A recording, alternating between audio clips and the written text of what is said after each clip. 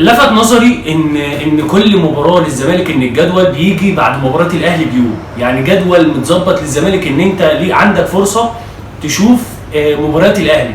الزمالك كان عنده فرصه ان هو يركب الدوري من اول 4-5 ماتشات وما ينزلش، بس دايما بيدي الهديه للنادي الاهلي، الاهلي يدي له هديه، انا هخسر انا هتعادل، الزمالك بيرد له الهديه بعد خساره الزمالك من وادي دجله النهارده، فدي رجعت تاني الاهلي للمنافسه. لو الزمالك كان كسب وادي دجله النهارده كان ركب الدوري خلاص والاهلي بعد شويه، على الاقل الزمالك لسه كان هيقابل المصري بيراميدز بتاع، فالمباراه دي اللي كان الزمالك ممكن يقع فيها.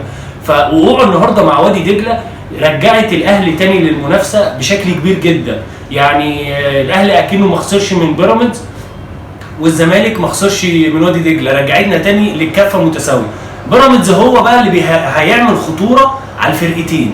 بيراميدز بعد مباراه الاهلي ممكن يفوق تاني، ممكن يرجع تاني لتألقه، ممكن يبقى فيه هدوء بعد مباراه الاهلي ويرجع المدرب تاني استقرار وكده فيرجعوا تاني للمنافسه. انا شايف الخسرانين الاثنين من الاربع خمس جولات الزمالك والاهلي، دولت اللي ضيعوا منهم فرص كتير ان هم يركبوا الدوري في بدايته.